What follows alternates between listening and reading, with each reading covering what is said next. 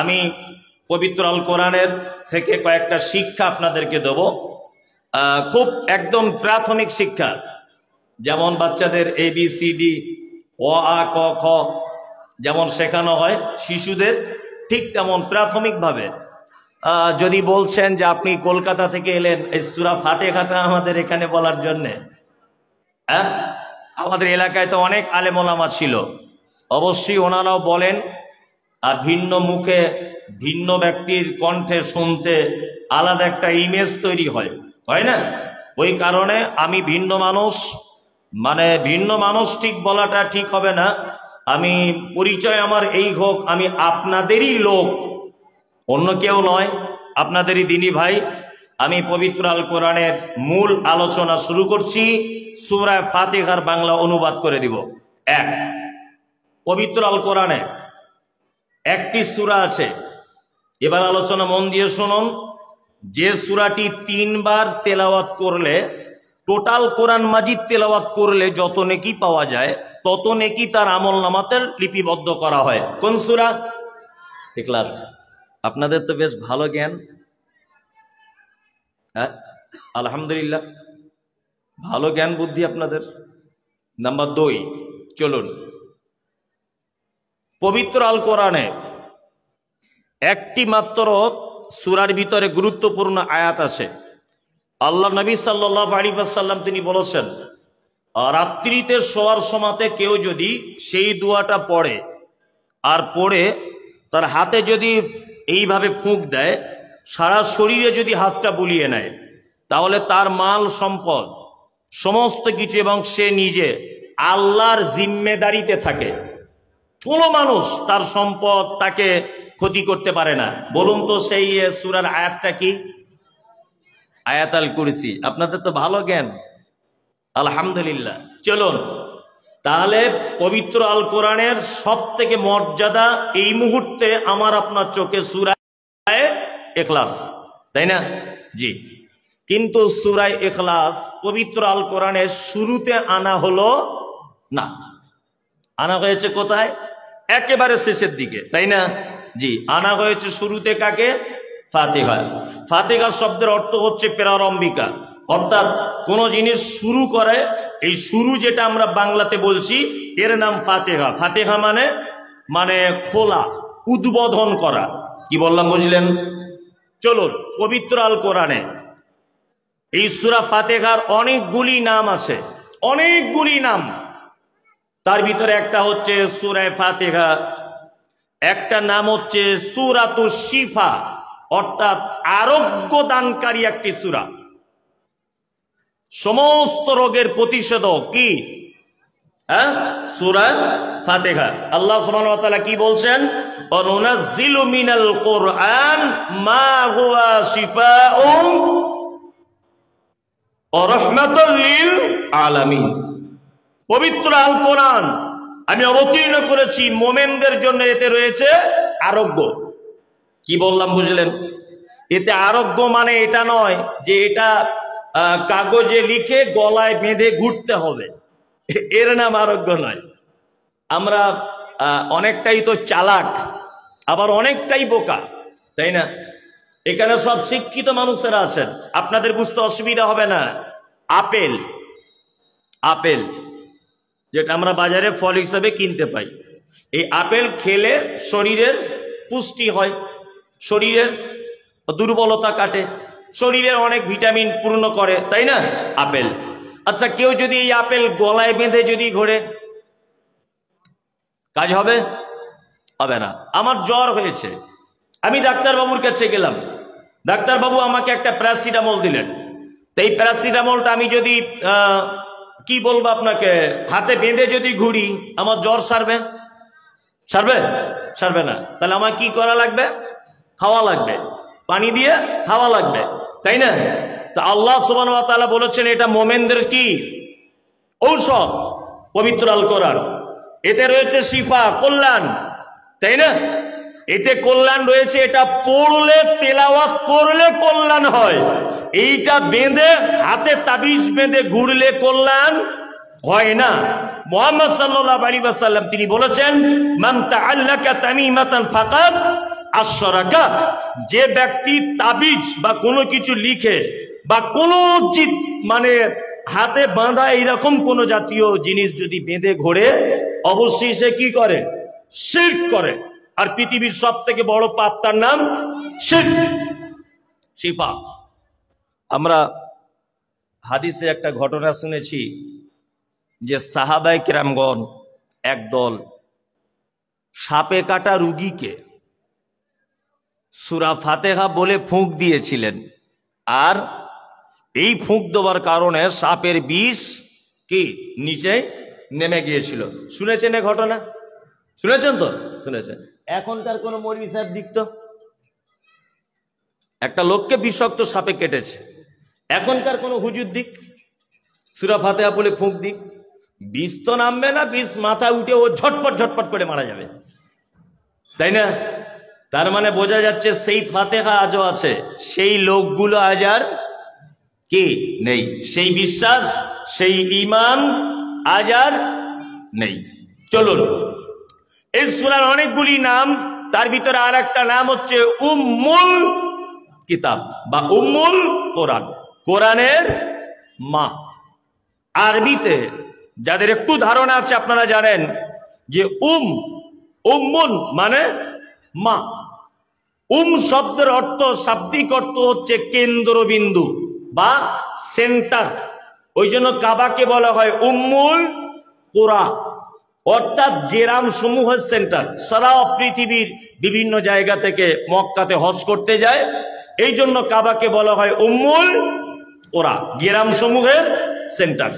আমি মমতাজুল ইসলাম, আমার এক ছেলে, আমার ছেলের একটা ছেলে, তারও একটা ছেলে, এখন যদি আমার নাতিপতি এদের বা আমার পোতাপুতিন এদের থেকে যদি ব্যাকে আপনি ফেরত আসেন, তাহলে আমার বাড়ির মূল কেন্দ্রবিন্দুকে আমার মা। আমার মায়ের পেট থেকে আমি হয়েছি, আমার স্ত্রী পেট থেকে হয়েছে আমার বেটা, তার স্ত্রী পেট থেকে হয়েছে তার বেটা, এইভাবে ঘুরে ঘুরে ঘুরে ঘুরে এসে দেখা যাবে এক পর্যায়ে আমার মা হচ্ছে আমাদের বাড়ির সেন্টার বা কেন্দ্রবিন্দু। তার মানে বোঝা যাচ্ছে পবিত্র আল কোরআনে আল্লাহ সুবহানাহু ওয়া তাআলা যত কথা আলোচনা করেছেন, প্রত্যেক জায়গাতে যা কিছু আলোচ্য বিষয় হিসাবে রেখেছেন, তার মূল কথা, মূল বিষয় পবিত্র আল কোরআনের সূরা ফাতিহার ভিতরে আল্লাহ সুবহানাহু ওয়া তাআলা লিপিবদ্ধ করে দিয়েছেন। টোটাল কোরআন মাজিদে যা আছে এর ভিতরে, সূরা ফাতিহার ভিতরে তাই আছে। চলুন, আল্লাহ নবী সাল্লাল্লাহু আলাইহি ওয়াসাল্লাম সূরা ফাতিহার ব্যাপারে কি বলছেন? এক, আল্লাহ নবী সাল্লাল্লাহু আলাইহি ওয়াসাল্লাম বলেছেন, লা সালাতা লিমান লাম ইয়াকরা বিফাতিহাতিল কিতাব। সূরা ফাতিহা এমন একটি সূরা, যে সূরা প্রত্যেক সালাতে তেলাওয়াত করা বাধ্যতামূলক। আপনি ফরজ পড়েন, নফল পড়েন, সুন্নত পড়েন, জানাজা পড়েন, আপনি ইস্তেসকা পড়েন, বেতের পড়েন, সূর্য গ্রহণের পড়েন, যাই কিছু আপনি পড়েন, সূরা ফাতিহা বাধ্যতামূলক। কেউ যদি সূরা ফাতিহা না পড়ে নামাজের ভিতরে, তাহলে তার অবস্থা কেমন? একটা বকরি পেটে বাচ্চা ধারণ করে কতদিন? 6 মাস। 6 মাসের পরে যে বাচ্চাটা হবে, এই বাচ্চাটা বেঁচে থাকা সম্ভব। কিন্তু কোন বকরির পেটের বাচ্চা যদি 4 মাসে যদি পৃথিবীতে চলে আসে, বলুন তো এই বাচ্চাটা বাঁচানো সম্ভব না অসম্ভব? অসম্ভব। এক কথায় বোঝা যাচ্ছে এটা অসম্পূর্ণ একটি বাচ্চা, তাই না? আল্লাহ নবী সাল্লাল্লাহু আলাইহি ওয়াসাল্লাম বলেছেন, যে ব্যক্তি সূরা ফাতিহা নামাজের ভিতরে তেলাওয়াত করে না, তার সালাত ওই রকম 6 মাসের বাচ্চার জায়গায় 4 মাসে হলে যেমন অসম্পূর্ণ বাচ্চা, ঠিক তেমন তার সালাত অসম্পূর্ণ। সূরা ফাতিহা সালাতে আদায় করতেই হবে, মাথায় থাকবে এটা। মুসল্লিকেও করতে হবে, ইমামকেও করতে হবে। চলুন, এইবারে আমরা এই সূরার আর একটা বিশেষ গুণ, যেগুলো আপনাদের জানা আছে কি জানি না, আমি বলে দিচ্ছি, আপনি শুনে রাখুন। এক, পবিত্র আল কোরআন আপনি নামাজ আদায় করছেন, আল্লাহু আকবার, সূরা ফাতিহাটা বলে নিলেন, তারপরে তেলাওয়াত করছেন, লাইসাল বিররা আন তুওয়াল্লু উজুহাকুম কিবালাল মাশরিকি ওয়াল মাগরিব ওয়ালাকিন্নাল বিররা মান আমানা বিল্লাহি ওয়াল ইয়াউমিল আখির ওয়াল মালাইকাতি ওয়াল কিতাবি ওয়ান নাবিয়্যিনা ওয়া আতাল মালা আলা হুব্বিহি যাবিল কুরবা। সূরা বাকারার একটি আয়াত। আমি যদি সূরা ফাতিহার পরে পবিত্র আল কোরআনের যে কোন আয়াত যেটা আমার সব থেকে ভালো মুখস্থ, যদি এটা আমি তেলাওয়াত করি, নামাজ হবে কি হবে না? হবে, হবে। নাম্বার 2, আমি যদি নামাজে দাঁড়াই, আল্লাহু আকবার, ইহদিনাস সিরাতাল মুস্তাকিম সিরাতাল লাযীনা আন'আমতা আলাইহিম গায়রিল মাগদুবি আলাইহিম ওয়ালাদ-দাল্লিন। নামাজ হবে বাতিল। তার মানে এটাই হচ্ছে একটা আশ্চর্য সূরা, যেটা কমপ্লিট না করা পর্যন্ত একটা মানুষের সালাত পরিপূর্ণতা লাভ করবে না। এইবার আপনাকে আমি সূরা ফাতিহা বাংলা অনুবাদ করে দিই।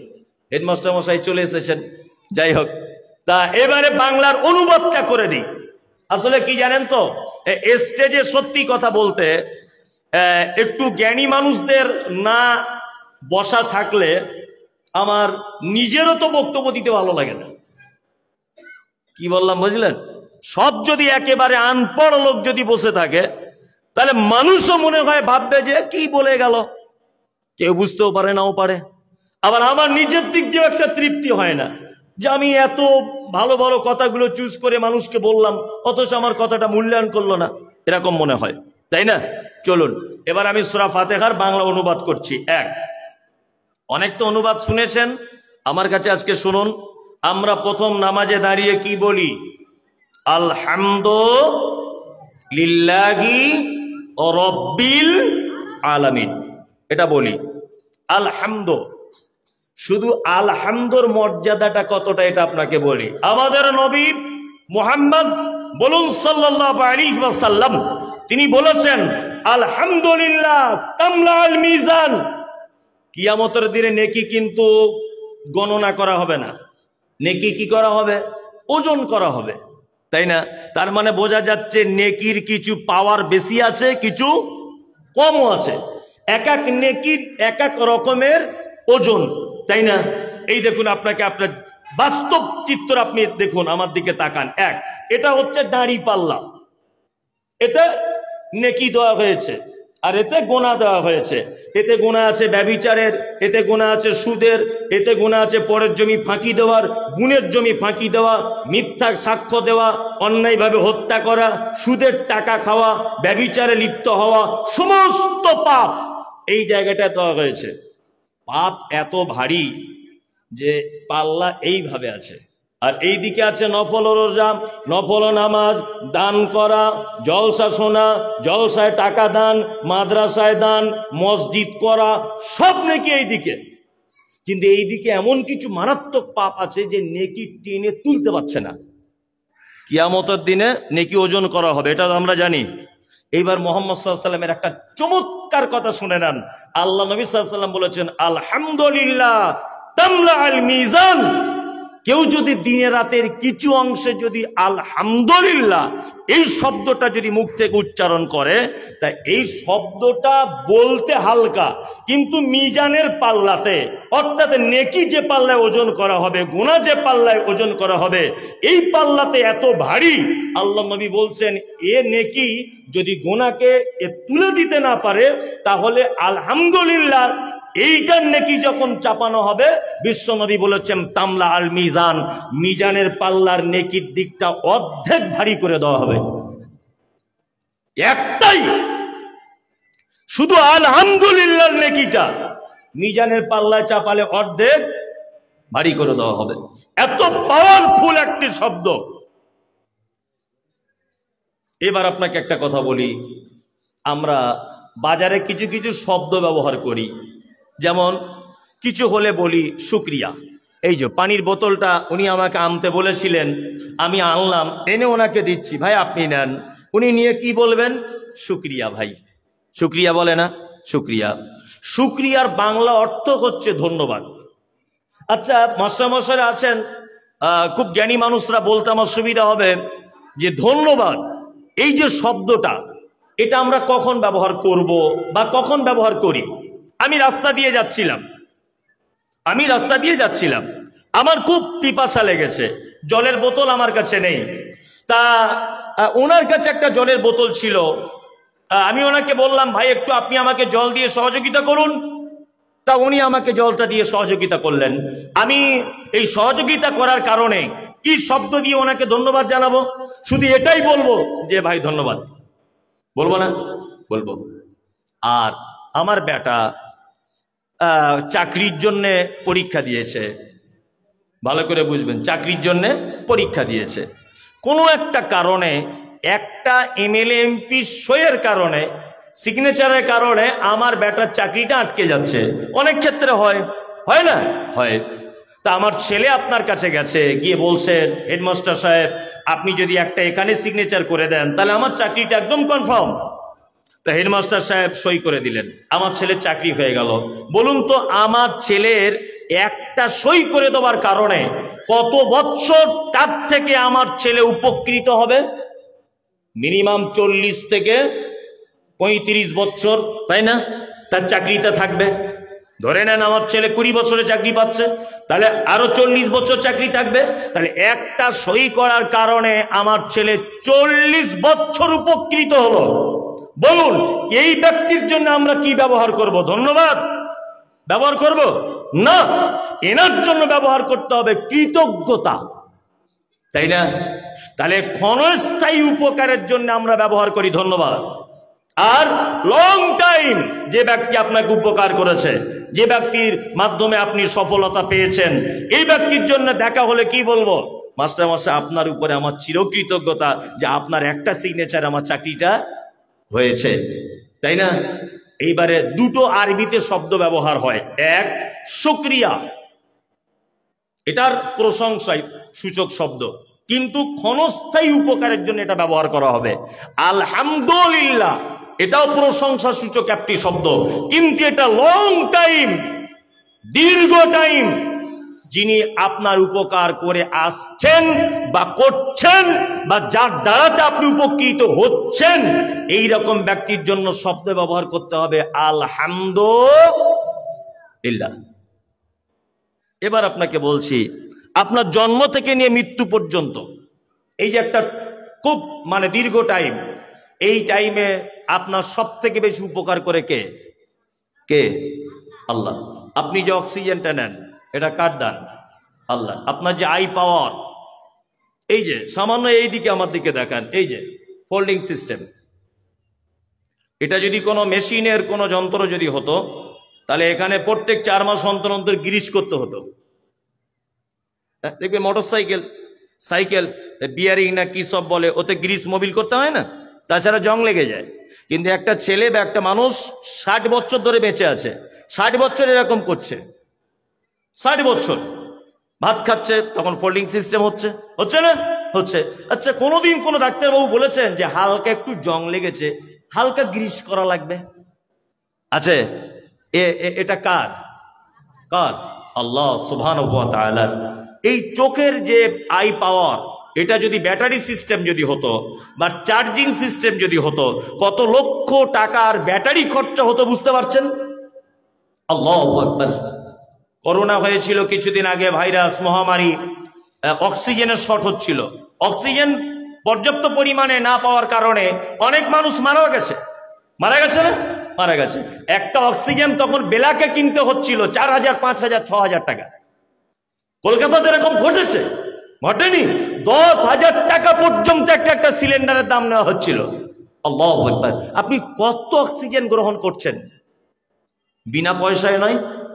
আপনি যে সূর্যের তাপ গ্রহণ করছেন, এটা বিনা পয়সায় নয়। তা আপনার জীবনের সব থেকে বেশি উপকার কে করে? আল্লাহ। তাহলে আমরা কৃতজ্ঞতা স্বীকার করব কার? আল্লাহ সুবহানাহু ওয়া তাআলার। এবারে আর একটা প্রশ্ন এখানে আসবে। আল্লাহ শব্দ ব্যবহার করেছেন আলহামদুলিল্লাহ, সমস্ত প্রশংসা কার? আল্লাহ। সমস্ত প্রশংসা আল্লাহর হতে যাবে কেন? এটাও তো একটা প্রশ্ন। আমি একজন ফার্নিচারের মিস্ত্রি, খুব ভালো ডিজাইনের খাট বানাতে পারি। তা এই যে টেবিলটা চারিদিকে খুব সুন্দর করে ডিজাইন করে আমি এই টেবিলটা বানালাম। আচ্ছা বলুন, এই টেবিলটা দেখে প্রশংসা উচিত কার করার? মিস্ত্রির। ইয়েস, মিস্ত্রির করা উচিত, তাই না? জি। আমি একজন গায়ক, আমি খুব সুর দিয়ে একটা গান গাইলাম, তাই এই গানটা শুনে কার কথা মনে পড়বে? আমার কথা মনে পড়বে, তাই না? যে ওর কণ্ঠটা খুব সুন্দর। এখনো মোহাম্মদ রফিকের গান শুনলে, রফিক পৃথিবীতে নেই, আজিজ পৃথিবীতে নেই, কিন্তু তাদের গান শুনলে তাদের কথা স্মরণে হয় কি হয় না? হয়, তাই না? আমি একজন রাজমিস্ত্রি, আমি একটা খুব ভালো বিল্ডিং তৈরি করেছি, খুব সুন্দর ডিজাইন, ইউনিক ডিজাইন, যা মালদা জেলাতে কোনো ডিজাইনার এই ডিজাইন করতে পারেনি। এই ঘরটা দেখি সর্বপ্রথম যদি প্রশংসা হওয়া দরকার হয় বা করার যদি দরকার হয়, কার করা লাগবে? মিস্ত্রির। কিন্তু আল্লাহর শব্দ চয়ন করছেন আলহামদুলিল্লাহ, যাবতীয় প্রশংসা কার? আল্লাহ। আমি 1 কোটি টাকা দিয়ে একটা BMW গাড়ি কিনলাম, ড্রাইভার মাইনে দিয়ে রেখেছি 20,000। আমি রাস্তায় যেটা চলি তার ট্যাক্স দিই, আমার গাড়ি অ্যাক্সিডেন্ট হলে ইন্স্যুরেন্স দিতে হয় আমাকে, তাই না?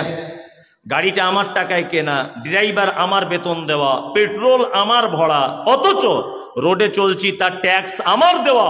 কিন্তু আল্লাহ তাআলার ভাষা হচ্ছে আলহামদুলিল্লাহ, প্রশংসা কার? আল্লাহর। কেন?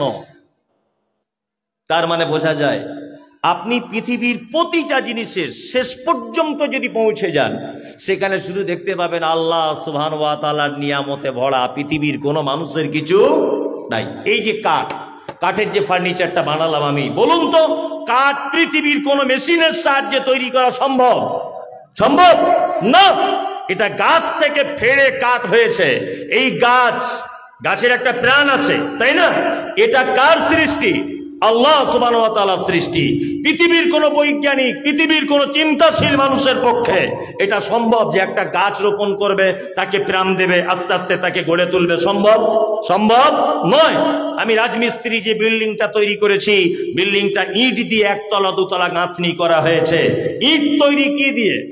মাটি দিয়ে। মাটি কাঠ তৈরি আল্লাহ সুবহানাহু ওয়া তাআলার। 1 কোটি টাকার আমি যে গাড়িটা চাপলাম, এই যে পেট্রোলটা কার? আল্লাহ। বান্দা জানে যে মমতাজুল ইসলাম কোটি কোটি টাকার মালিক হবে, আরো BMW গাড়ি কিনবে, পেট্রোলটা আগে থেকে আমি মজুদ করে রেখে দিয়েছি। হেডমাস্টার তুমি গাড়ি চাপবে, হেড মাওলানা তুমি গাড়ি চাপবে, বিডিও বাবু তুমি গাড়ি চাপবে, SDO তুমি গাড়ি চাপবে। আমি আল্লাহ সুবহানাহু ওয়া তাআলা তোমার সুখ স্বাচ্ছন্দ্যের জন্য অগণিত বছর পূর্বে আমি মাটির তলাতে পেট্রোল মজুদ করে রেখে দিয়েছি। এটা আমার নিয়ামত, এছাড়া আর কারো নয়।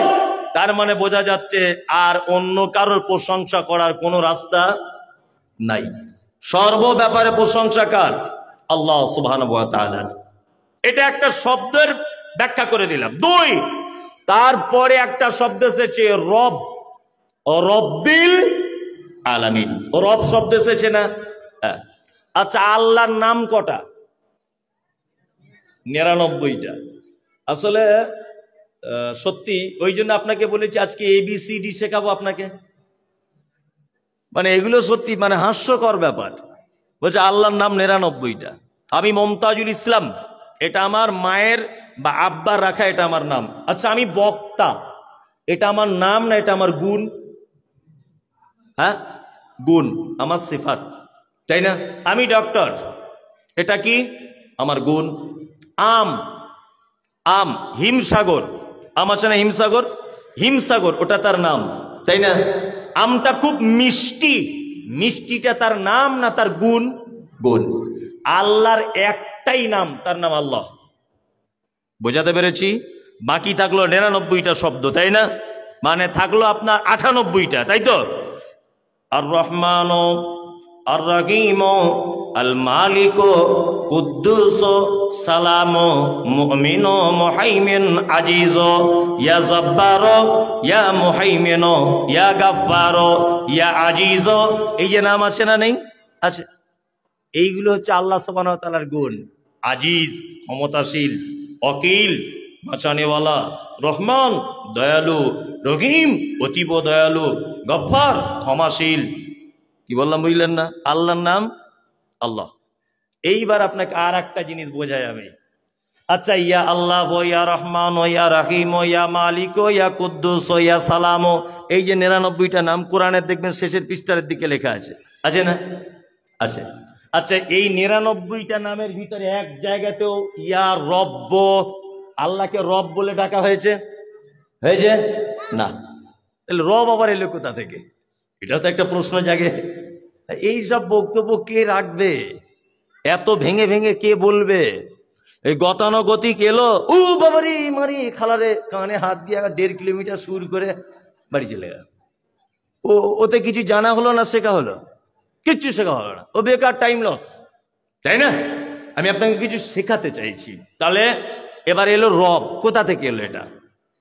এইবার আপনাকে বলছি, এক, আল্লাহর 99টা নাম আর আল্লাহ সহ যত গুণ নামের ভিতরে রয়েছে, সিফাতি নামের, তার টোটালটাই ভরা আছে রবের ভিতরে। আপনাকে প্রমাণ করি। এই দেখুন, আদম আলাইহিস সালামকে যখন আল্লাহ তাআলা তৈরি করলেন, আদমের কাছ থেকে স্বীকৃতি নিয়েছিলেন আল্লাহ নিজের পরিচয়ের স্বীকৃতি কি? আলাস্তু বিরব্বিকুম, আদম আমি কি তোমাদের রব নয়? এটা বলেছিল কি বলেনি? বলেছিল। তাহলে আল্লাহ এটা তো বলেননি যে আমি কি তোমাদের আল্লাহ নয়, এটা বলেছে না। কি বলেছে? আমি কি তোমাদের রব নয়। তাহলে পৃথিবীর সূচনাতে স্বীকৃতি নিয়েছে আমাদের কাছ থেকে কি? রব। দুই, একটা মানুষ মারা গেল, কবরে হিসাব হবে তো? কি হিসাব হবে? প্রথমে হবে মান রব্বুকা, তোমার রবকে বলো। কই এখানে বলছে না যে তোমার আল্লাহকে বলো, বলছে না। তাহলে পৃথিবীর শুরুতেও রব, শেষেও রব, তাই তো? এবার মাঝখানের পর্যায়টা বাকি আছে, তাই না? চলুন, আপনি আল্লাহু আকবার, আলহামদুলিল্লাহি রাব্বিল আলামিন, এখানে আপনাকে আল্লাহকে আল্লাহ বলার আগে রব বলে ডাকতে হয়েছে। তারপরে চলে যাবেন আপনি রুকুতে, রুকুতে গিয়ে কি দোয়া বলতে হয়? সুবহানা রাব্বিয়াল আযীম, এখানেও হলো রব। আবার আপনি রুকু থেকে উঠলেন, কি দোয়া বলতে হবে? ও রব্বানা লাকাল হামদ, এখানেও রব। আপনি সিজদায় চলে যাবেন, ওইখানেও গিয়ে আপনাকে বলা লাগবে সুবহানা রাব্বিয়াল আলা, এইখানেও রব। তার মানে নামাজে আল্লাহ শব্দটা যতবার ব্যবহার হয়েছে তার থেকে বেশি ব্যবহার হয়েছে রব নাম। তারপরে হয়ে গেল আপনি গুনাহ করেছেন, আপনি ভুল করেছেন, আপনি পাপ কাজ করেছেন, আল্লাহ বলছে বান্দারে তোর পাপের কারণে তুই নামাজের পরে পড়ি যখন আমাকে ডাকবি তখন এই বলে ডাক, রব্বানা আতিনা ফিদ দুনিয়া হাসানাতাও ওয়া ফিল আখিরাতি হাসানা ওয়া কিনা আযাবান নার।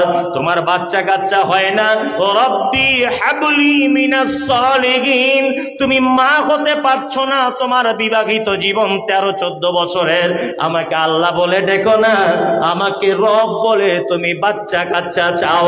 পবিত্র আল কোরআনে যত জায়গায় বান্দা আল্লাহকে ডাকার জন্য দোয়া শিখিয়েছেন, সব জায়গায় আল্লাহ বলেছেন রব্বানা আতিনা ফিদ দুনিয়া, রব্বানা হাবলানা, রব্বানা লা তুযিগ কুলুবানা, রব্বানা যালামনা আনফুসানা, রব্বানা হাবলানা মিন আজওয়াজিনা।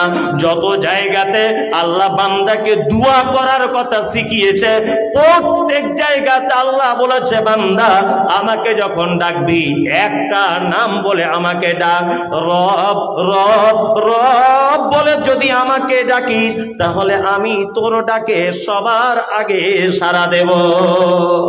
তার মানে বোঝা যাচ্ছে রবের দাম আছে, দাম আছে না? এবার আপনাকে বাংলায় বলি রব কাকে বলে? রব এখন একটা আয়াত হয়েছে সূরা ফাতিহা, 7টা আয়াত, মানে তো কঠিন ব্যাপার। আমার টাইম তো বলে দিয়েছে 10:30, 10:10 পর্যন্ত তো হয়েই গেল। একটা দুটো আয়াত যে কটায় হয় বলি, তাই না? যে কটায় হয়, আমার পরবর্তীতে কখন এলে পাশে আমাকে মনে করিয়ে দেবেন, তারপর থেকে বলবো ইনশাল্লাহ। যদি সূরা ফাতিহাটায় যদি বক্তব্য দিই, তা 7টা আয়াত মোটামুটি 7টা জলসা করা যাবে। আসলে বক্তা তো আর আকাশ থেকে পড়ে না, আকাশ থেকে পড়ে না। তো আমার আপনার ভিতরেই, আপনার আমার ঘরের ছেলেই তো বক্তা। আমিও তো কোনো মায়ের পেটে ছিলাম, হ্যাঁ, আমিও তো সেই ছোটবেলাতে হাফ প্যান্ট পরে খেলাধুলো করেছি। আমি তো আকাশ থেকে পড়ে বক্তা হইনি। তার মানে বক্তার এমনি লোকের এটাই ডিফারেন্স, যে বক্তা হচ্ছে সেই যে সামান্য জিনিসকে বিশাল আকার দিয়ে মানুষকে ভাবিয়ে তুলতে পারে, এটাই ডিফারেন্স, তাই না? এটা আপনি অন্য কাউকে যদি বলেন সূরা ফাতিহাটার বাংলা শোনা, ও 10 মিনিট পরে সব শেষ করে দিয়ে আর কিছু খুঁজেই পাবে না, তাই না? জি, আমি আপনাকে রবের বাংলা বলে দিই। এক, আমার দিকে ফিরুন। ও রব মানে যাহার যেখানে যতটুকুন প্রয়োজন বিনা চাওয়াতে যিনি দেন তিনি রব। বোঝাতে পেরেছি? যাহার যেখানে যতটুকুন প্রয়োজন বিনা চাওয়াতে যিনি দিয়ে দেন তিনি কে? রব। আপনার স্ত্রীর পেটে বাচ্চা, আপনার স্ত্রীর, তা আপনি দোয়া করছেন, আল্লাহ আমাকে একটা ছেলে দাও, একটা ছেলে দাও। আপনার মা দোয়া করছে, আল্লাহ আমার বৌমার একটা বেটা দাও। আপনার শাশুড়ি দোয়া করছে, আল্লাহ আমার বড় বেটির একটা বেটা দাও। সবাই দোয়া করছে। আপনি ইমাম সাহেবকে গিয়ে 20 টাকা চা খাইয়ে বলছেন, ইমাম সাহেব আমার স্ত্রী প্রেগনেন্ট, একটু আমার স্ত্রীর জন্য দোয়া করবেন। ইমাম সাহেবও দোয়া করছে, আল্লাহ একটা ছেলে দাও। সবাই দোয়া করছে, করছে না? সবাই করছে। কারুর একটা দোয়া কবুল হয়ে গেল। এবার আপনার ছেলে পৃথিবীতে হয়েছে, আপনার স্ত্রী পেট থেকে বার হয়ে এসেছে। আচ্ছা, আপনি দুয়ার মাঝখানে কোনোদিন এটা বলেছিলেন যে আল্লাহ আমার বেটার হাতের আঙুলগুলো যেন 10টা হয়, নাকে যেন ছিদ্র করা থাকে, নিঃশ্বাসটা নিতে হবে, পেচ্ছাপ ফেরার রাস্তাটা যেন ক্লিয়ার থাকে, ও যে কথা বলবে এই স্পিকিং পাওয়ারটা যেন ওর ভালো হয়, মাথার চুলগুলো যেন একেবারে সে লাল না হয়ে যায়, সাদা না হয়ে যায়, যেন কালো হয়, আপনার ছেলের পায়ে যেন 10টা আঙুল যেন থাকে। এই দোয়া কেউ কোনোদিন করে? কেউ করে? শুধু এতটুকুই দোয়া করে, আল্লাহ আমার বেটাকে একটা বেটা দাও, আমার বৌমাকে একটা বেটি দাও, এই দোয়াই করি, তাই না? এইবার আপনাকে একটা কথা বলি। আচ্ছা, নেপালে মোবাইলে দেখেছেন, নেপালের যে ছেলে মেয়েগুলো তাদের নাকগুলো দেখবেন এইরকম, কি বলে ভোতরা, কি বলে, মোচা না মোচা, যাই হোক, মোচা না, যাই হোক, এরকম সবার, তাই না? সবার, নারী পুরুষ সবার। এখন আপনি যদি দোয়া না করেন, আপনি দোয়া করলেন ধরে নেন, আচ্ছা আপনার মেয়ের নাকটা যদি এরকম মোচা না ভোঁচা কি বলছে এইরকম যদি হয়, আচ্ছা বলুন তো কালিয়াচক এলাকার কোনো ভালো ছেলে আপনার মেয়েকে দেখে পছন্দ করবে সহজে? করবে? করবে না। নাইজেরিয়ানের ফুটবল প্লেয়ারগুলো দেখেছেন, খেলতে টেলতে আসে এলাকায় হায়ার করে, দেখেছেন ওদের মাথার চুলগুলো কি পাখির বাসার মতো, বিনুনি গাতার মতো, তাই না? মেয়েদের যেমন করে ওরকম, আর কালো একদম কুচকুচ কুচকুচ কুচকুচ করে, আর এই রকম তাগড়া জমা লম্বা সেই রকম ফিগার, ঠোঁটগুলো মোটা মোটা মাটির দিকে ঝোলা। কালিয়াচকের কোনো মেয়েকে যদি বলা হয় এই ছেলেটাকে বিয়ে করবে, কি বলবে? তুই কর, আমায় কেন বলতে আসছিস? এটাও বলবে, বলবে না? আল্লাহ বলে আমার নাম রব। রব কাকে বলে দেখে যা, আমি আল্লাহ যাকে নেপালে বানিয়েছি তাদের প্রত্যেকের নাকগুলো ভোঁতরা। নাইজেরিয়ানের মাটিতে যাকে বানিয়েছি সবার মাথার চুলগুলো পাখির বাসার মতো, আর কালো কুচকুচে দেখতে নারী পুরুষ সবার, ঠোঁটগুলো মাটির দিকে ঝোলা, আর সেই রকম তাদের চেহারা। তাদেরকে দেখে পশ্চিম বাংলার কালিয়াচকের মেয়ে পছন্দ করবে না। আর তোমার বেটির নাকটা যদি নেপালিদের মতো হয় তাহলে তোমার ভালো ছেলে কেউ পছন্দ করবে না। আল্লাহ বলে আমার নাম রব। নেপালে যাকে বানিয়েছি নেপালিদের মতো করে, নাইজেরিয়ানে যাকে বানিয়েছি নাইজেরিয়ানদের মতো করে, যাদেরকে বানিয়েছি পশ্চিম বাংলার কালিয়াচকে সবার নাক উঁচু, সবার মাথার চুল যেমন তোমার বেটারটাও তেমন। আমার নাম হলো রব। তুমি চাইবে না তোমার বেটার ব্যাপারে কিছু তুমি বলবে না। আল্লাহ আঙুল দাও, পেচ্ছাপ করার রাস্তা দাও।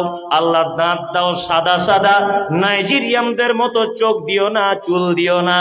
আল্লাহ বলছে বান্দা চাইবি না, তবুও এটা আমি জানি কালিয়া চকে ওর মায়ের পেট থেকে ওকে বার করব। এখানে আর 5 জনার যেমন দেখতে, তোর বেটা বেটিরও তেমন দেখতে। আমার নাম হলো রব। আমার নাম রব। রব যদি বলতে লাগি এখন সাংঘাতিক ব্যাপার হয়ে যাবে। আমি একটু সংক্ষিপ্ত আকারে বলছি রব কাকে বলে। এই আচ্ছা, আপনাদের মেয়েদের যখন পেটে বাচ্চা চলে আসে আপনার স্ত্রীর, তখন আপনি কি করেন? গরিব মানুষ হলে সে বন্ধু বান্ধবকে বলে রাখে, হ্যালো সাইফুল, ডাক্তার তো ডেট দিয়েছে 25 তারিখে আমার স্ত্রীর ডেট আছে, টাকা পয়সা তো হাতে কিছু নেই, তা কিছু টাকা পয়সা ধার দিস ভাই। তা বলছে ঠিক আছে, অসুবিধা কিছু নেই। তা কালিয়াচক কোনো হাসপাতালে নিয়ে যাবেন বা মালদাতে, একটা গাড়ির ড্রাইভারের ফোন নাম্বার রেখে দিয়েছেন, রাত বেরাত কখন কি হয় ফোন করতে হবে। তা আপনি গাড়ির ড্রাইভারও বলেছে ঠিক আছে অসুবিধা নেই। আপনার শাশুড়িকে ফোন করে বলছেন, হ্যালো আম্মু, আমার মা তো অসুস্থ, যেতে পারবে না, হাসপাতালে থাকতে পারবে না বা নার্সিং হোমে, তা আপনি একটু রেডি হয়ে থাকবেন, সাবিনার তো ডেট দিয়েছে 25 তারিখে, ওই দিন যেতে হবে। তা ভালো, 25 তারিখেই আপনার স্ত্রীর বেদনা শুরু হয়েছে, আপনি ওকে গাড়িওয়ালাকে গাড়ি করে নিয়ে মালদায় চলে গেলেন সদর হাসপাতালে। মাইক অ্যানাউন্স করা হচ্ছে, বাবুর বোনার আব্দুল্লাহকে আপনি দেখা করুন এত নম্বর ওয়ার্ডে, আপনার স্ত্রীর বেটা ছেলে হয়েছে। ও তখন বগল বাজাতে বাজাতে ছুটছে, ছেলে হয়েছে বলে কথা, ছুটছে। ছুটেই গিয়ে বাচ্চাটাকে কোলে তুলে নিল, নাসেরা কোলে তুলে নিল, আয়ারা কোলে তুলে নিল, ওর নানি কোলে তুলে নিল, আরো আত্মীয় স্বজন তারা সব কোলে করে নিল, ওর মা নিজে কোলে তুলে নিল। ওকে মাটিতে ফেলতে দেয় না, দেয় না। ঠিক তেমন আপনার বাড়িতে দেখবেন যাদের বাড়িতে গায়ে গরু আছে, এই গরুরও কিন্তু পেটে বাচ্চা থাকে না? একটা মেয়ে তার পেটে বাচ্চা যতদিন রাখে, একটা গরু তার পেটে ততদিন বাচ্চা রাখে। কি বললাম বুঝলেন? আপনি এই পৌষ মাসের কোন শীতে দুতলার উপরে শুয়ে আছেন, আমি রব দেখাচ্ছি আপনাকে, দুতলার উপরে শুয়ে আছেন, আপনার প্রেগনেন্ট যে গরুটা ছিল ওর পেটে যন্ত্রণা শুরু হয়েছে, ওর ব্যথা শুরু হয়ে গেছে। ও রাত 2টো বাজে, আপনি তো ঘুমাচ্ছেন নাক ডাকিয়ে, ও তখন গোয়াল ঘরে একবার উঠছে একবার বসছে। অক্লান্ত পরিশ্রমের পরে নিজে ধস করে মাটিতে শুয়ে পড়ে তার বাচ্চা জন্ম দিয়েই দিয়েছে। অনেক সময় ছাগল গরু একা একা গোয়াল ঘরে বাচ্চা জন্ম দেয় না, কেউ না থাকলে? হয় কি হয় না? হয়। বাচ্চা জন্ম দেওয়ার পরে গাভীর চোখ দিয়ে পানি পড়ছে, আর গাভী তার বাচ্চাকে বলছে, বাবু তোর নানিও নেই, তোর দাদিও নেই, আদর করার মতো কেউ নেই তোর, কে তোকে কোলে তুলে নেবে? কনকনে শীত, বাচ্চাটা মায়ের পেট থেকে এসেছে, গায়ে সব লালা ভর্তি, রক্ত ভর্তি, কে পরিষ্কার করাবে? গাভী তখন, মা তো জিভ দিয়ে চ্যাট চ্যাট চ্যাট চ্যাট করে চাটছে, চেটে তার বাচ্চার গা পরিষ্কার করে চেটে দিল। রব দেখাচ্ছি আপনাকে। এবারে বাচ্চাটা আস্তে আস্তে করে কাঁপতে কাঁপতে ওর মাকে বলছে, মা খুব কষ্ট করে পৃথিবীতে এলাম, বার হতে খুব কষ্ট হয়েছে, একটু দুধ হলে ভালো হতো না, গরম গরম। তখন গাভী বলছে আস্তে আস্তে করে, ওঠ, উঠে দাঁড়া। উঠে দাঁড়িয়ে থরথর করে কাঁপতে কাঁপতে ধস করে পড়ে গেল। আবার ওর মা বলছে, আবার ওঠ, দ্বিতীয়বার আবার ট্রাই কর। দ্বিতীয়বার আবার উঠেছে, উঠে থরথর করে কাঁপতে কাঁপতে ধস করে পড়ে গেল। আবার গাভী তার বাচ্চাকে বলছে, আবার ওঠ, আবার চেষ্টা কর। চেষ্টা করেছে, তৃতীয়বার উঠে কাঁপছে আর বলছে, মা দুধ কোন দিকে বলো? বলছে পিছনের দিকে যা, দেখ পিছনের দিকে দেখ, আমার পেটের তলায় বাঁট ঝুলছে, বাঁটে গিয়ে মুখ লাগা। মুখ লাগাচ্ছে, গিয়ে চুষছে দুধ। বাচ্চা তো দুধ আসছে না ঠিকঠাক। তখন বাবিটার বাচ্চাটা আবার বলছে, মা কই দুধ আসছে না যে? গাবি তখন বলছে, পাগল, প্রথম মা হয়েছি আমি, দুধের রাস্তা ক্লিয়ার নেই। এক কাজ কর, তুই মাঝে সাঝে চুষবি আর এইরকম করে করে গুঁতো মারবি আমার ভাটে। গাভী মারে, গাভীর বাচ্চা দেখবেন দুধ চকচক করে চুষছে আর এইরকম করে গুঁতো মারছে, মারছে না? ছাগল মারে। কে শেখালো? কে? রব। কে বলে দিল? হ্যাঁ, কে তাকে শিখিয়ে দিল যে এইভাবে এইরকম ভাবে পাঞ্চিং করলে দুধ বেশি করে বার হবে? কে বলে দিল? আল্লাহু আকবার। হাঁসের বাচ্চা যখন ডিম থেকে বার হয় তার মাকে বলে, মা প্রথমে একটু সুইমিং পুলে ভর্তি করে দাও, সাঁতার কাটাটা শিখি, তারপরে বড় কোনো পুকুরে গিয়ে লাফ মারবো। এরকম কোনো ব্যাপার আছে? আছে না। ও জন্মের পরই এমনিতে পুকুরে নেমে যাচ্ছে, গিয়ে সাঁতার কাটতে শিখে যাচ্ছে। কে বলে দিল এটা ওকে? কে? রব। আল্লাহু আকবার। আল্লাহ তাআলা বলছে আমার নাম রব। যেখানে যার যেমন ভাবে প্রয়োজন আমি আল্লাহ ঠিক তেমন করেই সেটিং করে দিয়েছি। এখানে কেউ দার্জিলিং এ বেড়াতে গেছেন? দার্জিলিং বেড়াতে কেউ গেছেন? কেউ নেই এখানে দার্জিলিং বেড়াতে যাবার। আসে হয়তো ভয়ে হাত তুলছে না, যে কি জিজ্ঞেস করবে তার ঠিক নাই, ঘোড়ার ডিম, লাস্টে বিপদে পড়ে যাব। তা আমি অনেক জায়গায় যাই বেড়াতে, আমি যে শুধু বক্তব্যই রাখি তাই নয়। গত বছরে দার্জিলিং গেলাম, সুন্দরবন গেলাম, গ্যাংটক, বিভিন্ন জায়গা, সারা ভারতবর্ষের যত জায়গা আছে সব ঘুরে নিয়েছি। কোনো জায়গার বাদ নেই মনে হয়, দুই এক জায়গা হতে পারে।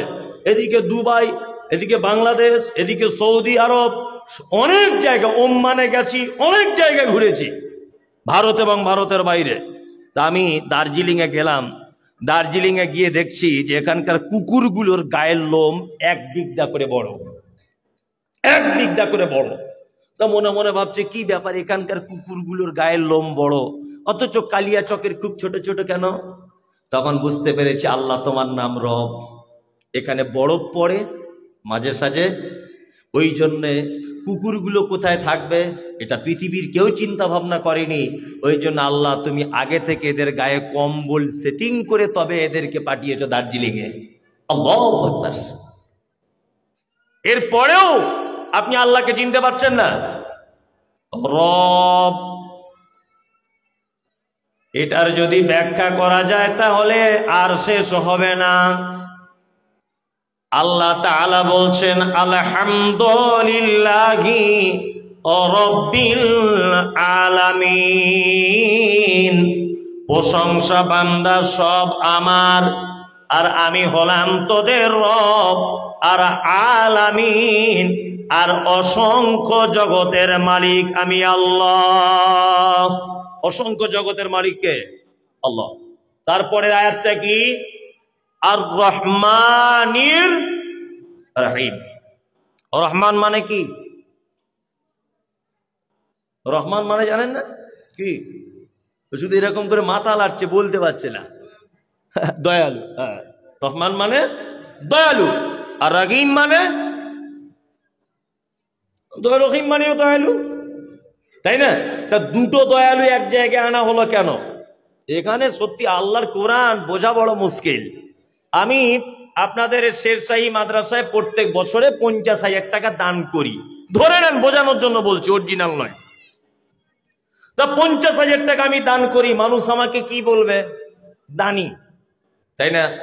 আর আমার পাশে যে বসে আছে এ প্রত্যেক বছরে ওই মাদ্রাসায় 5 লাখ টাকা দান করে, মানুষ কি বলবে?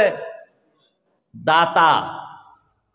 আর এনার পিছনে যে মানুষটি বসে আছেন উনি প্রত্যেক বছরে 1 কোটি টাকা দেয়, ওনাকে লোক কি বলবেন? দানবীর, তাই না? বলে না? শিক্ষিত মানুষরা জানেন হাজী মোহাম্মদ মহসিনকে কি বলা হয়? হ্যাঁ, দানবীর।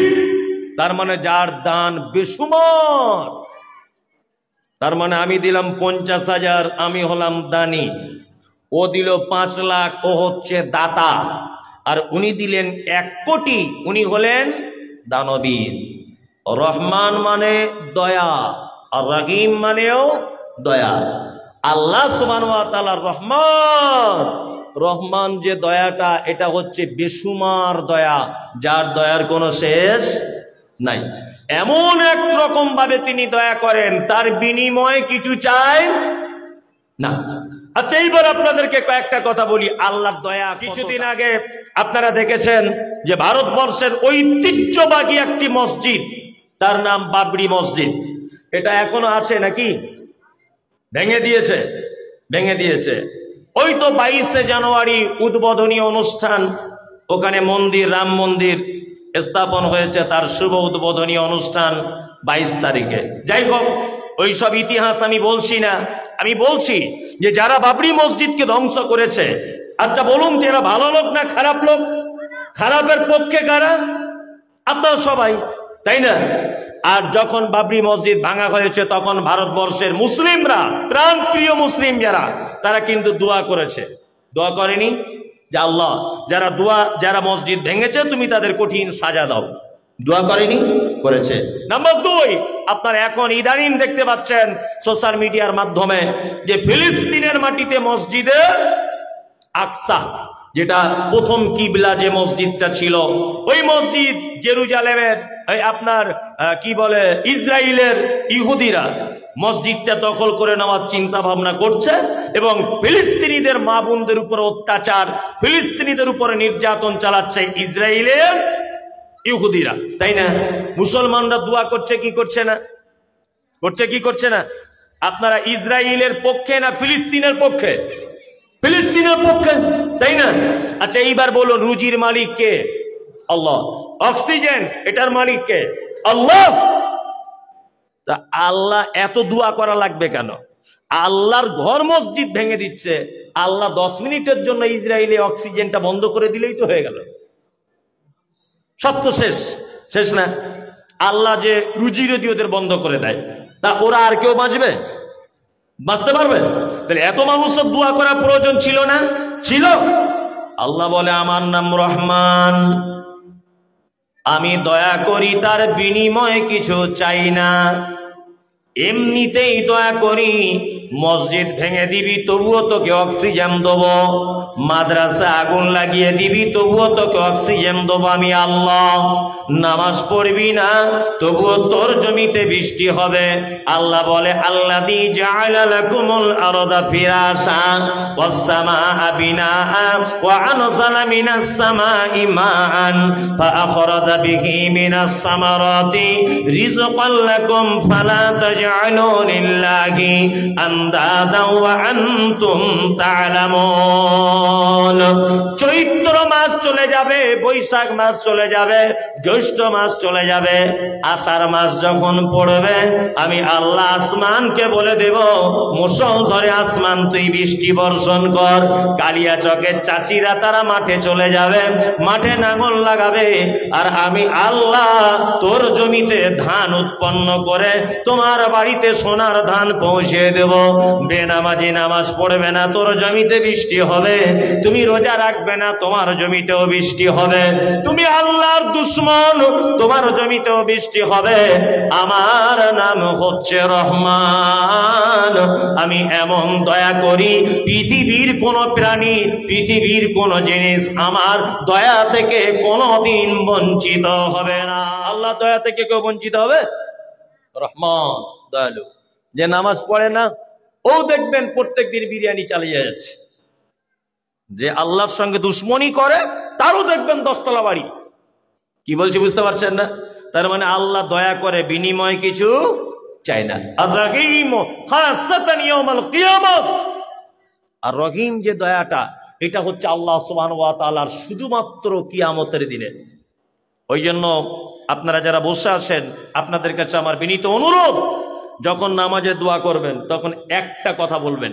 মেয়েরাও ভালো করে শুনে রেখে দেন, নামাজে যখন দোয়া করবেন একটা কথা বলবেন যে আল্লাহ দুনিয়াতে তুমি আমাকে যা করছো করছো, আখেরাতে যেন তোমার দয়া থেকে আমাকে বঞ্চিত করে দিও না।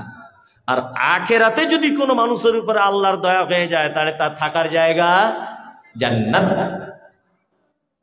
তারপরে আমরা কি বলি? মালিকি ইয়াউমিদ্দিন, কিয়ামতের দিবসের মালিক কে? কে? আল্লাহ সুবহানাহু ওয়া তাআলা। আল্লাহু আকবার। কিয়ামতের দিবসটা যে কেমন হবে এটা আপনাকে বলে বোঝানো যাবে না। মানে আমি অনেক সময় আবেগে বলতে পারি না, মানে বলতে গেলে মন খারাপ হয়ে যায়। কিয়ামতের দিবসের বর্ণনা আল্লাহ যেভাবে দিয়েছে কোরআনে, আর আল্লাহ নবী সাল্লাল্লাহু আলাইহি ওয়াসাল্লাম যেভাবে কোরআন হাদিসের ভিতরে কিয়ামতের বর্ণনা দিয়েছেন, এটা যদি একটা একটা করে নিখুঁতভাবে যদি মানে আলোচনা পর্যালোচনা যদি করা যায়, তা কঠিন হৃদয়ের মানুষ হলেও তার অন্তর গলে যাবে। जमीन अगर पत्थर हो तो बारिश से क्या होगा, दिल अगर पत्थर हो तो तकरीर से क्या होगा। কারণ অন্তর যদি পাথর হয়ে যায় তার কিছু হবে না, কিন্তু যার ভিতরে ঈমান বলে কিছু আছে তার মন গলে যাবে। আপনারা জানেন কিছুদিন আগে তুরস্কের মাটিতে একটা ভূমিকম্প হয়েছিল, দেখেছেন। বিজ্ঞানীদের ভাষা হচ্ছে যে এই ভূমিকম্পটা মূল মাটি থেকে ৮,০০০ ফুট নিচেতে এই ভূমিকম্পর উৎপত্তি। কি বললাম বুঝলেন? আমি কলম পত্রিকা থেকে আপনাকে বলছি, একদম কারেন্ট কথা। মূল উৎপত্তি কোথায়? মাটি থেকে ৮,০০০ ফুট নিচে। এই ৮,০০০ ফুট নিচে যারা বসে আছেন, বিনীত অনুরোধ আপনি আমার দিকে তাকান। কিয়ামতের বর্ণনাটা আপনাকে বলছি, দেখুন। মায়েরা যারা আছেন দয়া করে বলছি ডিস্টার্ব করিয়েন না, আপনি আমার দিকে অ্যাক্টিভ হন। কিয়ামতের বর্ণনা ওই আপনার তুরস্কে যে ভূমিকম্পটা মাটি থেকে কত ফুট নিচে বললাম? ৮,০০০ ফুট। মূল ভূমিকম্প ৮,০০০ ফুট নিচে, তার ফলশ্রুতিতে উপরের বিল্ডিং গুলো থর থর থর থর থর থর করে কাঁপতে কাঁপতে সব ধূলিসাৎ হয়ে গেল। দেখেছেন? অজস্র মানুষ মারা গেল, অজস্র গৃহপালিত পশু সব শেষ হয়ে গেল। দেখেছেন না? দেখেছেন। এটা দুনিয়ার ভূমিকম্প। আর কিয়ামতের দিনের ভূমিকম্প আল্লাহ তাআলা কি বলছেন? আল্লাহ তাআলা বলছেন, ইজা জুলজিলাতিল আরযু জিলজালাহা ওয়া আখরাজাতিল আরযু আসকালাহা। কিয়ামতের দিবসের ভূমিকম্প হবে এত ভয়ঙ্কর ভূমিকম্প, আল্লাহ সুবহানাহু ওয়া তাআলা বলছেন যে মাটির তলায় থাকা জিনিসগুলোকে উপরে তুলে দেওয়া হবে। আল্লাহু আকবার। ঢালাই মেশিন দেখেছেন? বাড়ি পাথর সিমেন্ট দিয়ে এইরকম ভাবে ঘোরানো হয়, হয় না? উপরের মাল নিচে, নিচের মাল উপরে। ঠিক তেমন কিয়ামতের দিনের ভূমিকম্পটা এইরকম ভাবে হবে। শুধু এই নয়, আল্লাহ সুবহানাহু ওয়া তাআলা কিয়ামতের দিনের বর্ণনা দিতে গিয়ে বলছেন, ইয়া আইয়ুহান নাসুত্তাকু রাব্বাকুম, হে মানুষ তোমরা আল্লাহকে ভয় করো। ইন্না জালজালাতাস সাআতি শাইউন আযীম, নিশ্চয়ই কিয়ামতের দিবসের ভয়াবহতা বড় কঠিন ভয়াবহতা। কেমন ভয়াবহতা? আল্লাহ তাআলা বলছেন, ইয়াউমা তারাউনাহা তাযহালু কুল্লু মুরজিআতিন আম্মা আরজাত ওয়া তাযাউ কুল্লু যাতি হামলিন আমলাহা ওয়া তারান নাসা সুকারা ওয়া মা হুম বিসুকারা ওয়ালাকিন আযাবাল্লাহি শাদীদ। এইদিকে ফিরুন, একটা জিনিস আপনাকে দেখাই। শিক্ষিত মানুষের পরিবেশ তো। এই যে ছেলেটা এখানে আছে, একে যদি আমি একটা এখন ঘুষি যদি মারি, আর এই ঘুষির ওজনটা যদি 50 ডিগ্রি সেলসিয়াস যদি এই ঘুষিটার ক্ষমতা যদি হয়, এক কথায় সাধারণ ভাষায় বুঝুন, আমার এই ঘুষিটা যদি 50 ডিগ্রি পর্যন্ত হয় তাহলে এ বাঁচবে। আমার এই ঘুষির ওজন যদি 52 ডিগ্রি পর্যন্ত পৌঁছে যায়, এ নাও বাঁচতে পারে। পৃথিবীতে নারী পুরুষ দুটো লিঙ্গ। চিকিৎসা বিজ্ঞানীদের ভাষা যে আমার এই ঘুষিটা যদি আমি কোনো মেয়ের বুকে বা মেয়ের পিঠে বা কোনো মেয়ের হাতে যদি মারি, আর সেই ঘুষির ওজন যদি 56 ডিগ্রি পর্যন্ত যদি পৌঁছে যায়, তবু একটা মেয়ে স্বাভাবিক গতিতে বেঁচে থাকবে, তার কোনো অসুবিধা হবে না। তার মানে পুরুষের থেকে নারী বেশি সহ্য ক্ষমতা রাখে, তাই না? ওই জন্য অনেক মেয়েরা স্বামীর কাছে গরুর মতো মার খাচ্ছে, তবুও টিকে আছে। মানে ওটা আল্লাহর পক্ষ থেকে ওদের সহ্য ক্ষমতা বেশি। এটা চিকিৎসা বিজ্ঞানীরাও বলছে। কি বলছে? যে একটা মেয়ের নরমালে বাচ্চা হওয়ার যে কষ্ট, এই কষ্টটা 56 ডিগ্রি পর্যন্ত এর তীব্রতা থাকে। এই কষ্টটা যদি পুরুষ মানুষের হতো, অর্থাৎ এই বাচ্চা হবার সিস্টেম যদি কোনো কারণে পুরুষ মানুষের যদি হতো, তাহলে 100টার ভিতরে 82 থেকে 83টা পুরুষ মানুষ মারা যেত। কি বললাম বুঝতে পারছেন? এটা হাদিসের কথা নয়, এটা আমি অন্য বইয়ে পড়ে আপনাকে গবেষণা করে বললাম। তার মানে পুরুষের থেকে নারীর ক্ষমতা অনেক বেশি। আল্লাহ সুবহানাহু ওয়া তাআলা কিয়ামতের দৃশ্য বলতে গিয়ে বলছেন, ইয়াউমা তারাউনাহা তাযহালু কুল্লু মুরজিআতিন আম্মা আরজাআত। সেদিন একজন মা উলঙ্গ হয়ে দাঁড়িয়ে থাকবে কিয়ামতের মাঠে, তার বাচ্চা নিচের দিক দিয়ে পড়ে যাবে এমনিতেই। এটা আল্লাহ কোরআনে সূরা হজের ভিতরে বলছেন, নিচের দিক দিয়ে তার বাচ্চা এমনিতেই পড়ে যাবে, ও বুঝতে পারবে না যে আমার বাচ্চাটা কিভাবে হলো। আল্লাহু আকবার।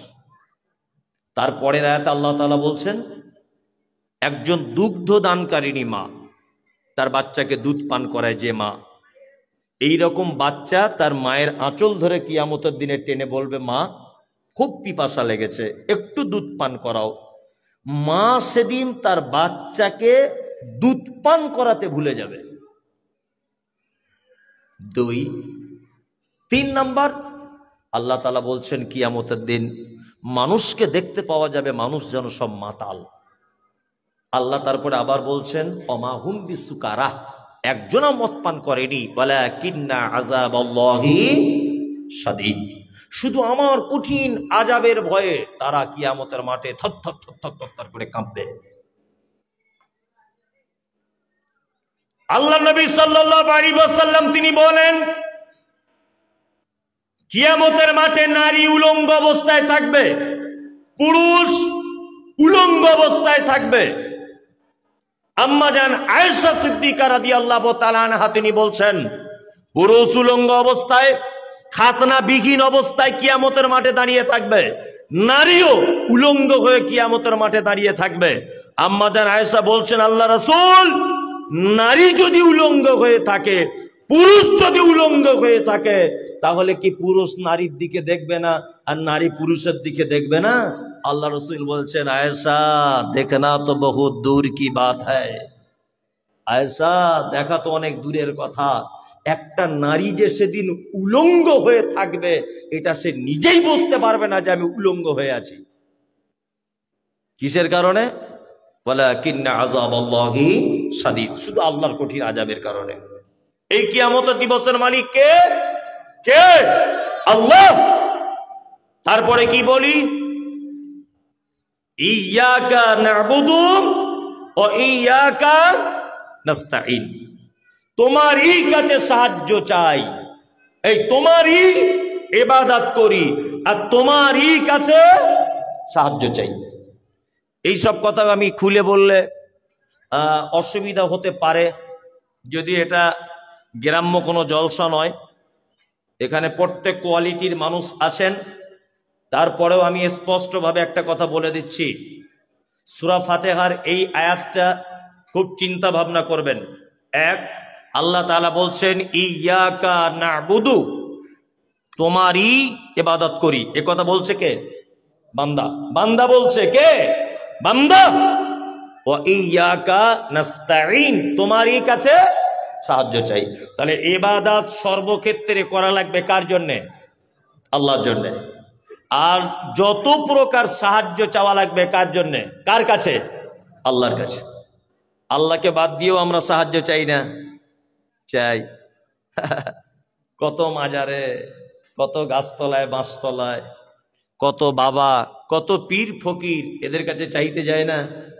মেয়েরা বেশি যায়, তত বুঝে কম। বুঝে কম নয়, ওদেরই সব থেকে বুদ্ধি বেশি। হ্যাঁ, ওরা করে। আল্লাহ ছাড়া অন্য কারো কাছে চাওয়া যাবে? যাবে? শিরক। পৃথিবীতে একটা মাত্র পাপ আছে, একটা লোক নামাজ পড়ে না, লোকটা জাহান্নাম যাবে, কিন্তু চিরস্থায়ী জাহান্নাম থাকবে না। ও কলেমা ছিল, এই কারণে বিশ্বাস, এই কারণে জাহান্নাম থেকে পরিত্রাণ কোনো না কোনো একদিন পাবে। একটা লোক সুদ খেয়েছে, এটা কাবিরা পাপ, ও জাহান্নাম যেতে পারে, তবে চিরস্থায়ী জাহান্নামে থাকবে না। পৃথিবীতে একটা মাত্র পাপী আছে, যে পাপীটা চিরস্থায়ী জাহান্নামে বসবাস করবে, কোশ্চিন কালেও পরিত্রাণ পাবে না। কে সে? শিরক, যে শিরক করেছে সে। বিনীত অনুরোধ, যাবতীয় ব্যাপারে খৈরিহি ও শাররিহি মিনাল্লাহি তাআলা, ভালো মন্দ যা কিছু চাওয়া লাগবে কার কাছে? কার কাছে? আল্লাহর কাছে। মেয়েরা যারা বসে আছেন, কয়েকটা ছোটখাটো শিরক আপনাদেরকে বলে দিই। হ্যাঁ বলবো? হ্যাঁ, কয়েকটা ছোটখাটো শিরক বলে দিই। এক, কথার মাধ্যমে শিরক। ভাই কেমন আছেন? তা বলছে আপনার দুয়াতে আল্লাহর রহমতে ভালো আছি, বলে না? মেয়েরা ভালো করে শুনুন, কেউ জিজ্ঞেস করছে ভাই কেমন আছেন, তা বলছে আল্লাহর রহমতে, আপনার দুয়াতে আল্লাহর রহমতে ভালো আছি। আচ্ছা বলুন তো, আমার বাড়ি কলকাতা, আপনার বাড়ি কালিয়াচক, আপনাকে আমি চিনি? তা আপনার জন্য দোয়া করেছি জীবনেও? জীবনেও তো করিনি। এই কথা বলা শিরক, চলবে না। কারণ তার মানে এখানে মাঝখানে একটা গ্যাপিং আছে, সেটা হচ্ছে এই যে আমি যদি দোয়া না করতাম আল্লাহ দয়া করতেন না। কি বললাম বুঝলেন? ওই জন্য যখনই আপনাকে যে অবস্থাতেই যে ব্যক্তি জিজ্ঞেস করবে ভাই কেমন আছেন, কি বলবেন? আলহামদুলিল্লাহ। কি বলবেন? আলহামদুলিল্লাহ। দুই, আল্লাহ ছাড়া কারো কাছে চাওয়া যাবে সাহায্য না। অনেকজন আবার এই কথা বলে, মৌলভী সাহেব ডাইরেক্ট কি আর গাছে ওঠা যায়? ডাল ধরে উঠতে হয়, বলে না? বলে। আমি মমতাজুল ইসলাম বলছি, আমাদের দুনিয়াতে তো ডাল ছাড়াও অনেক গাছ আছে, নারকেল গাছ আছে, সুপারির গাছ আছে, আছে না? হ্যাঁ, তা আমরা ওই গাছে ওঠার চেষ্টা করব, ডালওয়ালা গাছে উঠবো না ইনশাল্লাহ। কি বললাম বুঝলেন? ডালওয়ালা গাছে উঠলেই কে বিপদ, মারাত্মক বিপদ। আপনাকে আমি ছোট্ট একটা কথা বলে রাখছি। এক, আচ্ছা বাড়িতে বাচ্চাকে সব থেকে বেশি মারে কে? বলুন তো। মাই বেশি মারে, ঠিক বলেছেন, মাই বেশি মারে। আচ্ছা মা সব থেকে বেশি মারে, তাই বলে কি মা বাচ্চার সব থেকে শত্রু না সব থেকে আপন? সব থেকে আপন। সকাল 10টাতে একটা বাচ্চা ছেলেকে মা 2-4 মেরেছে, বিয়াদব, স্কুলে যাসনি, খুব মেরেছে। তা বাচ্চাটা কাঁদতে কাঁদতে, 3-4 বছর বয়স বা 2 বছর 2.5 বছর বাচ্চা ছেলে, একদমই দুষ্টুমি করেছে, তা মা মেরেছে। তা ওর দাদির কাছে ঘুরছে আর কি, মায়ের উপরে অভিমান করে বলছে তোমার কাছে যাব না।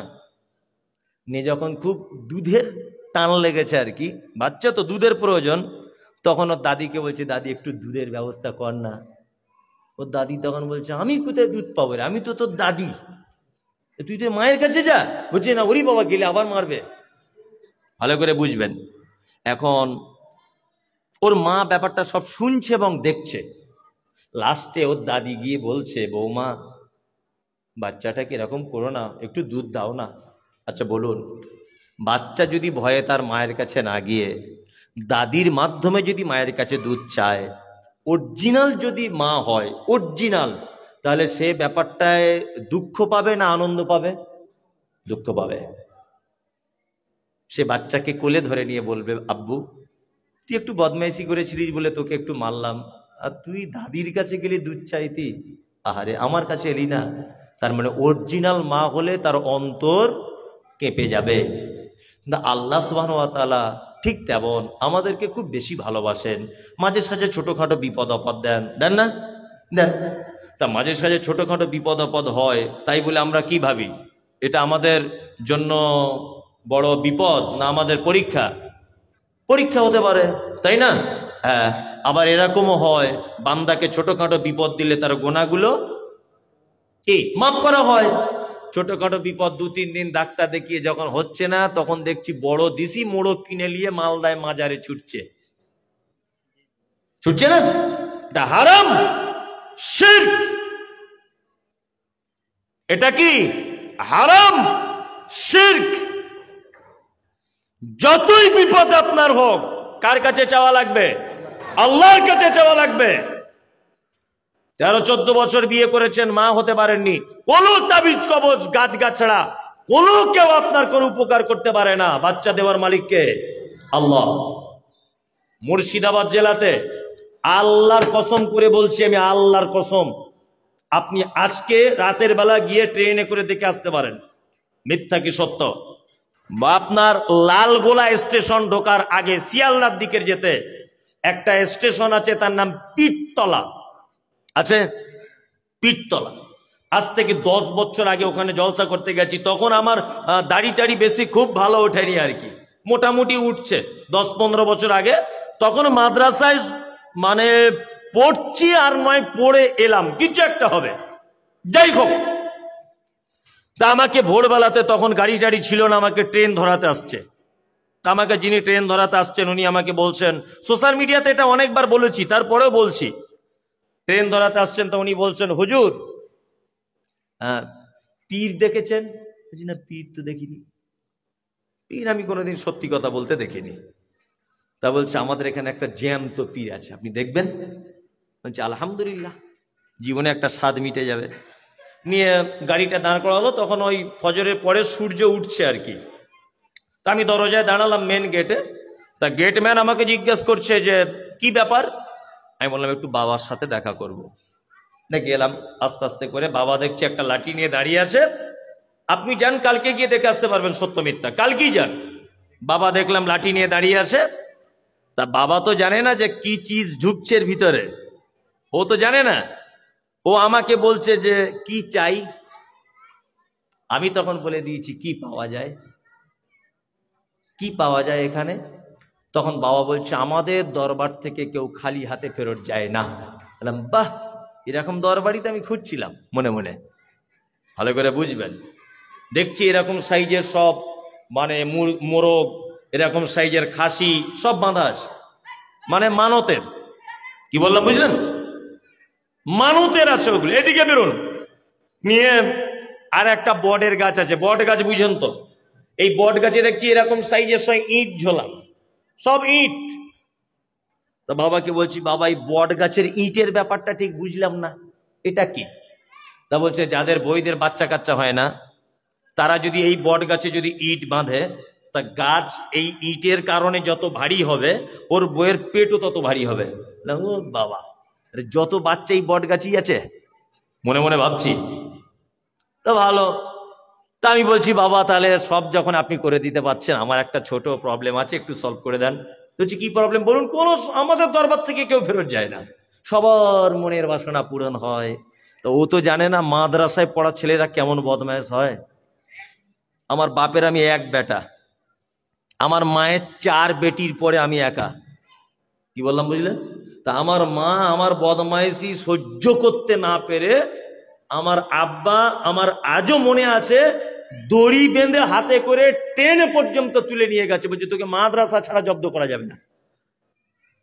সেই ছেলে আমি, আজকে আল্লাহ কবুল করেছে তো এখানে এসেছি। যাই হোক, তা আমি বললাম যে তখন সেই চিটফান্ডের টাকা সব তছনছ হয়ে গেছে।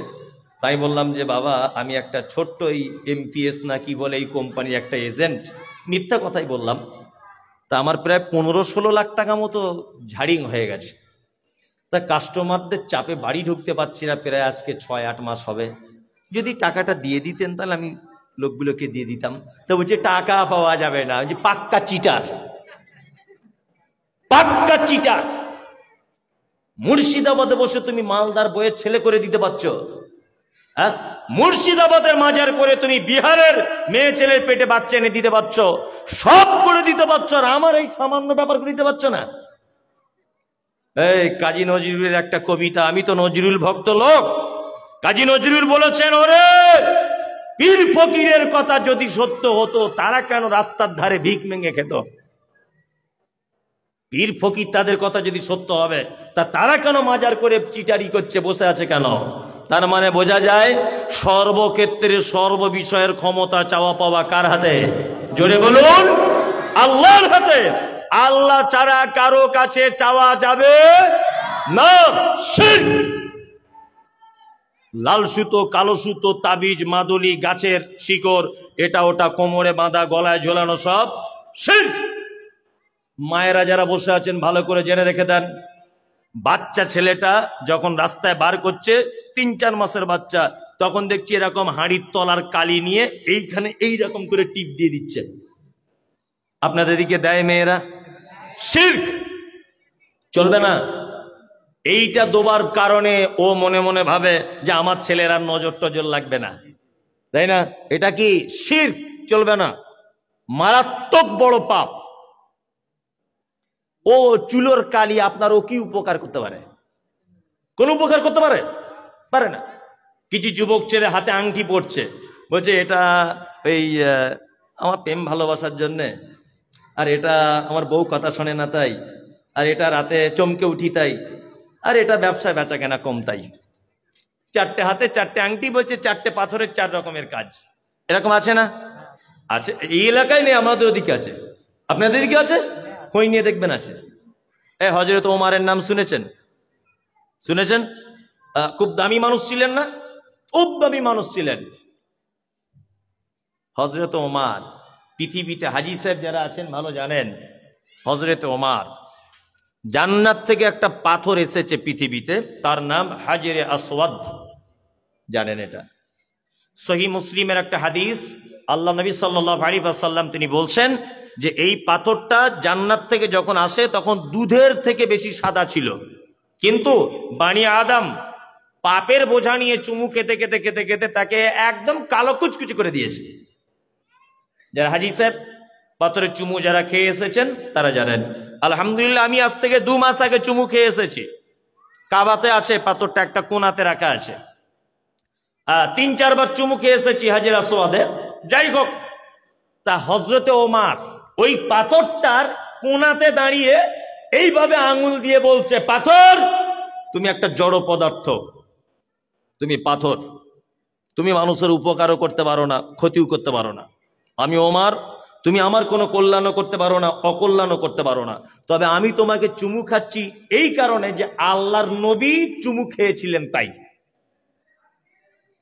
তার মানে জান্নাতের পাথরের ব্যাপারে হযরত ওমর বলছে মানুষের কোনো উপকার করতে পারে না, ক্ষতি করতে পারে না।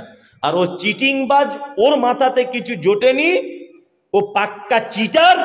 কলকাতার বড় বাজার থেকে পাথর কিনে এনে এইখানে কালিয়াচক বাজারে ভাঙা মাইকিং করে বলছে সাংঘাতিক ব্যাপার, বিক্রি করে দিচ্ছে। একটা একটা পাথর 400 টাকা 500 টাকা, 8 আনা করে পিস। কলকাতা বড় বাজারে কিনতে পাওয়া যায় 8 আনা করে পিস। কি বললাম বুঝলেন? কলকাতা নাখোদা মসজিদে গেছেন? কেউ গেছেন এখানে? বড় মসজিদ যেটা বলে নাখোদা মসজিদ, নাখোদা মসজিদের মেন গেটে ঢোকার আগে শুধু দেখবেন 2 দিকে তাবিজের ব্যবসা। তাবিজ, কবজ, মাদুলি, এই যত এসব করে সব চিটারি ব্যবসা। এদের থেকে দূরে থাকবেন। কি বললাম বুঝলেন না? একদম। যা কিছু চাওয়া পাওয়া কার কাছে? আল্লাহর কাছে। যাদের হাতে অষ্টধাতু, নবম ধাতু, পঞ্চম ধাতু, ষষ্ঠম ধাতু যা আছে এখন সব খুলে ফেলে দেন, আজকেই সব খুলে ফেলে দেন, সব শিরক। মাথায় থাকবে এগুলো অবশ্যই। চলুন, ইয়াকা না'বুদু ওয়া ইয়াকা নাস্তাঈন। ইবাদত কার করব? আল্লাহর। সাহায্য কার কাছে চাইব? আল্লাহর কাছে চাইব। ইহদিনাস সিরাতাল মুস্তাকিম নামাজে বলি না? তার বাংলা মানে, আল্লাহ তুমি আমাকে সহজ পথ দেখাও। সিরাতাল্লাযীনা আন'আমতা আলাইহিম, তাদের রাস্তা তুমি আমাদেরকে দেখাও যাদেরকে তুমি পুরস্কারিত করেছ। পুরস্কারিত করেছে কাদের? আল্লাহ কোরআনে বলছেন, আন'আমাল্লাহু আলাইহিম মিনান নাবিয়্যিনা ওয়াস-সিদ্দীকিনা ওয়াশ-শুহাদা'i ওয়াস-সালিহিন। পৃথিবীতে 4 কোয়ালিটির মানুষ তারা আল্লাহর দরবারে পুরস্কার পেয়েছে। কটা? 1 নবীগণ, সাহাবাগণ, শহীদগণ আর সালেহিন, সৎকর্মশীলগণ। এবার আপনাকে বলছি, দোয়া করে কি সৎ পথে চলা যাবে না তাদের মতো হতে হবে? কোনটা? তাদের মতো হতে হবে। ইহদিনাস সিরাতাল মুস্তাকিম সিরাতাল্লাযীনা আন'আমতা আলাইহিম, আল্লাহ তাদের পথে আমাদেরকে চালাও যাদেরকে তুমি পুরস্কারিত করেছো।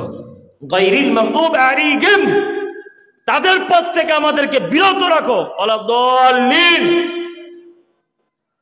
যাদের প্রতি তুমি অখুশি, যাদেরকে তুমি পুরস্কারিত করোনি, যাদেরকে তুমি অপমান করেছ, যাদেরকে তুমি জাহান্নাম ঘোষণা করেছ, যাদের ব্যাপারে পবিত্র আল কোরআনে সাজা ঘোষণা করেছ, যাদেরকে তুমি ধমক দিয়ে কথা বলেছ, যাদেরকে তুমি অপমানিত করেছ, আল্লাহ তুমি তাদের পথ থেকে আমাদেরকে ফেরত আনো।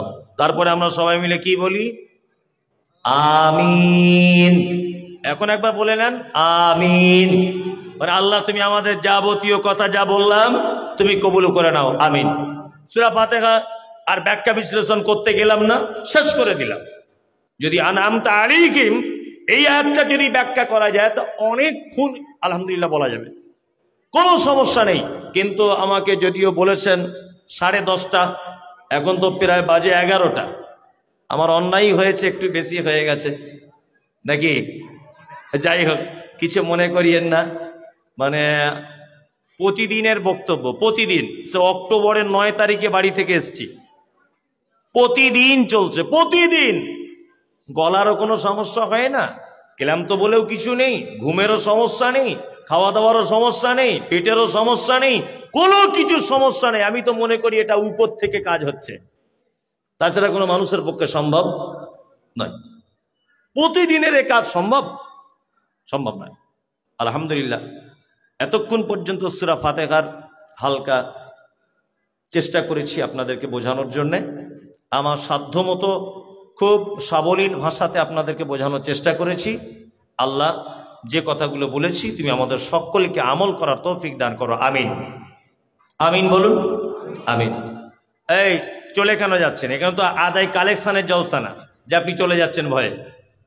আল্লাহ নবীর হাদিস যে মজলিস ভাঙার দোয়া বলে যেতে হবে, তাই না? মজলিস ভাঙার দোয়া বলে যাবেন।